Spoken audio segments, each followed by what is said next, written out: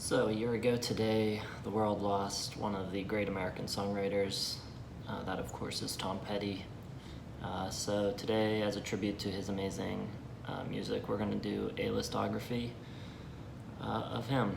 We're going to do all of the Heartbreakers records, as well as his solo albums and the 2 Mudcrutch albums. So altogether, there's 18 records for us to look at. So let's dive in.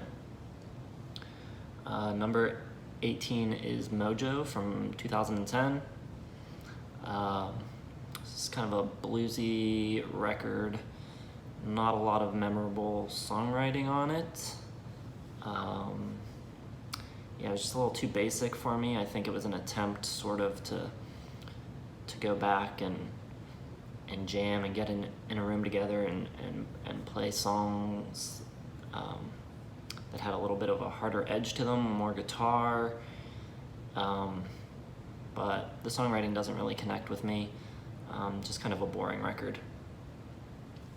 Number 17, 2014, the last non-Mudcrutch record that he released during his life, Hypnotic Eye. Another very blues-based record, a lot of guitar. It's a little bit better in the songwriting department than Mojo, but not a lot. Still not a lot of songs that I really like that much. Full Grown Boy and Sins of My Youth, probably 2 of the better songs. They have a little bit of like a jazzy influence, so they kind of stand out from the rest of the record. Number 16, Let Me Up, I've Had Enough, from 1987. Sort of a weak batch of songs. He had been on kind of a hot streak just prior to this. Yeah, but the songs here aren't that great, and then they're further hampered by bad 80s production, a lot of synths and keyboards in places where it's not really necessary, kind of a cheesy sounding record. The album does have one song that sort of cuts through the bad production and still stands out to me, and that is Runaway Trains. Love that song. I think it's one of his better songs in his discography. If it was just produced a little differently, it could have probably been a big hit. Number 15, I'm going to go with Mudcrutch 2 from 2016. This record starts out really good. The first 3 tracks I really love. Sort of seems like it's on its way to becoming one of his better late career, post Wildflowers era records. But after that opening 3 tracks, the rest of the record just kind of falls flat. Not a lot of great songs after the beginning. But Trailer, Dreams of Flying, and Beautiful Blue are all great songs, worth checking out. Number 14 is going to be She's the One, a soundtrack that he did in 1996. This album has a couple of my very favorite Tom Petty songs. Walls and Angel Dream are great. You also get a great cover of Change the Locks and Asshole. But those covers, coupled with a couple other weaker songs, and the fact that both Walls and Angel Dream have 2 versions on the record, just sort of make the thing feel less like a studio album and less significant. But this album definitely has its moments that are very worthwhile. Number 13, gonna go to 2006 with Highway Companion. This was a reunion between Petty and Jeff Lynne. Unfortunately, the songwriting is not his best effort. There are some great songs, some not so great songs, and a lot of forgettable songs. And even though the production does contain a lot of Jeff's signatures, that snare sound and those acoustics, they're not really able to save this batch of songs. It doesn't make the song sparkle the way he normally does. So yeah, that's just an okay record. I like Flirting with Time, Down South, Damaged by Love. Those are good songs, but a lot of the rest of the record is very mediocre. Number 12 going to be the first Mudcrutch record, which is actually a pretty decent record. Not a lot of songs that stand out as career highlights, but yeah, all in all, a decent record. Very enjoyable. Scare Easy, Orphan of the Storm, Crystal River, Oh Maria, Queen of the Go-Go Girls, Topanga Cowgirl, Bootleg Flyer, House of Stone. Just a lot of good songs all the way through. Not an essential record, but a good one. Number 11, gonna go with the self-titled debut, Tom Petty and the Heartbreakers from 1976. It's a good rock and roll record. It's got a few classic songs, but you can tell that the band is still, searching for their sound a little bit, figuring out what their strengths are. You've got Breakdown, American Girl, and one lesser-known track that I like a lot, the Wild One, Forever. Those are great tunes, but there's a little bit of a mixed bag throughout the rest. Mystery Man, Luna, Rockin' Around With You. Those songs are kind of just the band feeling their way through, some rock and roll tunes, figuring out what it is they do best. Number 10 from 2002 is The Last DJ. This record contains some great Tom Petty songs. Dreamville, Like a Diamond, and a song that, would be a pretty strong candidate for my favorite Tom Petty song, Have Love Will Travel. So some great songs, but the record is a little bogged down by sort of this concept about how terrible the record industry is and people not caring about songs anymore, and Clear Channel taking over the radio. And a lot of the songs suffer by them having these sort of lyrics forced into this concept. Songs like Money Become King and Joe, When a Kid Goes Bad, Lost Children. These songs aren't that great. So number 9, this might be a controversial pick for the number 9 spot, from 1989, Full Moon Fever. I think this record is very overrated, though it is good.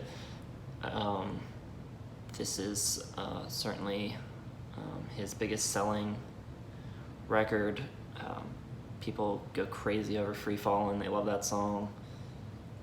But on the whole, I think this is kind of a mediocre batch of songs from Tom. It was definitely the record he needed at the time. After Let Me Up, I've Had Enough, he needed a big hit, and he definitely got it. But I think this record sort of sails by on the strength of Free Fallin' and how good the production sounds from Jeff Lynne. The songs themselves, just okay. I love I Won't Back Down, A Face in the Crowd, Dependent on You, but songs like Running Down a Dream and Free Fallin', A Mind with a Heart of Its Own, You're So Bad, they're just alright songs. Number 8, from 1978, their sophomore album, You're Gonna Get It. So on this record, they sound much more self-assured than on their debut. I think they probably took a look at the songs that were successful off that first record, like Breakdown and American Girl, and they figured out what was working, and they found their strengths, and they just made an entire record front to back that plays to those strengths. And the record sounds a lot better than the first. It's better produced.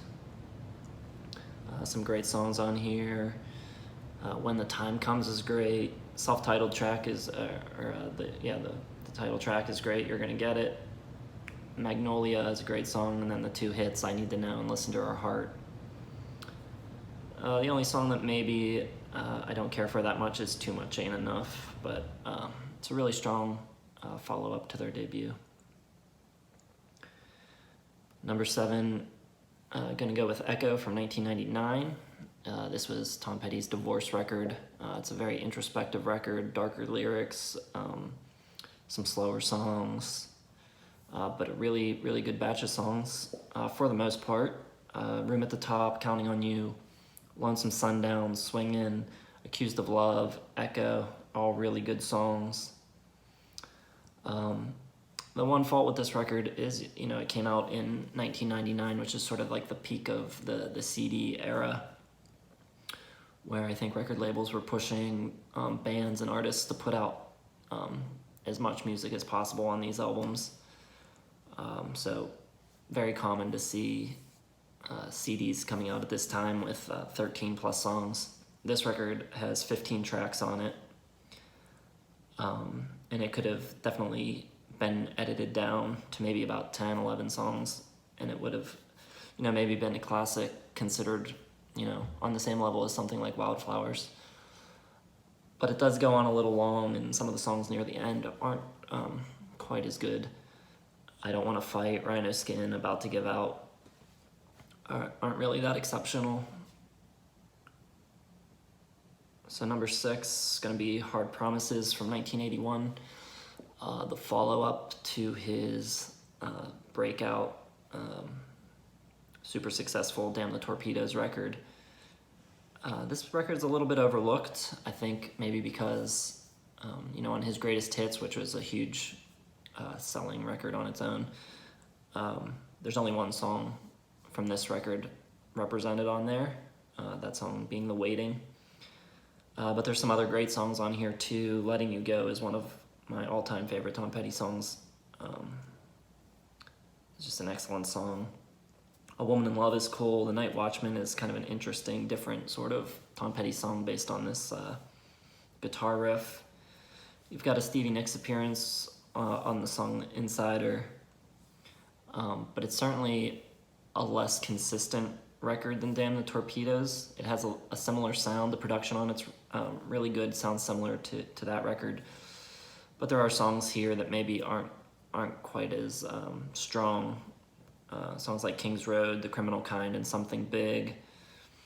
Songwriting-wise, it's a mixed bag. It's a great sounding record, and it does have some of his better songs on it.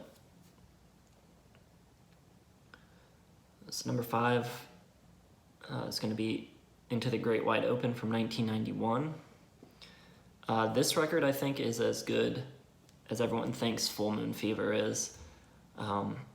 Jeff Lynne's production is even better on this record. It sounds a little fuller, where on Full Moon Fever it's a little on the thin side. And I think that just the batch of songs that Petty delivers is a lot stronger. Learning to Fly, King's Highway, Into the Great Wide Open, Two Gunslingers, Dark Side of the Sun, All the Wrong Reasons, Built to Last. Those are all great songs.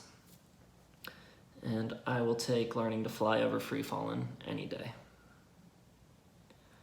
Number 4 is from 1985, the album Southern Accents.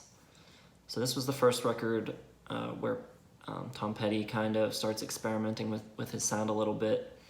You get some 80s sounding production, some more sort of southern country rock tinged songs, and some R&B influence on some songs like Make It Better and It Ain't Nothing to Me. So he's stretching his sound out a bit, and the experiments mostly pay off. It's a very strong record. Has some of his career highlights on it. Rebels, Don't Come Around Here No More, the song Southern Accents, Make It Better is great, Dogs on the Run is really good. I like Mary's New Car, The Best of Everything. A couple missteps as a result of his sort of experimenting. It Ain't Nothing to Me and Spike I don't really like that much, but on the whole it's a very strong record and an interesting one. Number 3, I'm going to go with his 1982 album, Long After Dark.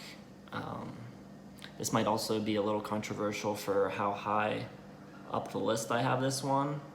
I think this is a very underrated record. Allmusic.com only gives this record 3 stars. They say he sounds tired and is just churning out more of the same Heartland rock. And while he is sort of sticking to that Heartland rock formula, he doesn't sound tired at all to me, and he's turning out some great songs. He's sort of like perfecting the formula here, I think. great songs here, especially at the top of the record. Side A, One Story Town, You Got Lucky, Deliver Me, Change of Heart, We Stand a Chance, Straight Into Darkness is fantastic.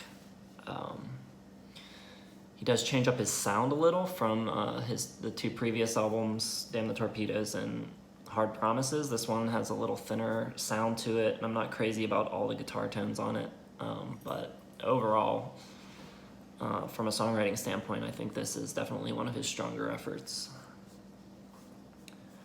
All right, so number 2, it's going to be Wildflowers. This might be the closest competition between number 1 and number 2 that we ever have on this channel. They're more like a 1 and 1A. Just incredible songwriting on this album. Produced by Rick Rubin, who I'm not usually a fan of. I think he has a sort of way of sucking the personality out of artists and making really bland records, but this is one record that Rick Rubin managed not to ruin. Also, this album overcomes the fact, as mentioned earlier, that it's very long. Like Echo, it has 15 tracks, but does not suffer at all from being too long. Tom Petty turns in 15 stone cold classics. This album is perfect start to finish. Every song is fantastic. Production on this, coming right after the Jeff Lynne records, is very organic and more natural sounding, but it still sounds very lush and full. Just a fantastic record. And number 1, it's going to be 1979's Damn the Torpedoes. I'm going with this over Wildflowers for the number 1 spot just because of the importance that record has in his career. It was a breakthrough record for him, and without it we may never have gotten to Wildflowers. But it sounds fantastic. Probably the best sounding rock and roll drums ever recorded, and everything else on the record sounds amazing as well. You've got a bunch of songs that still get almost constant radio play on classic rock radio.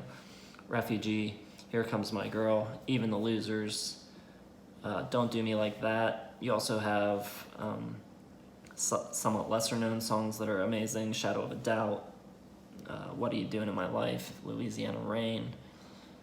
Just a great sounding and a super consistent record from start to finish. So that's the Tom Petty Discography.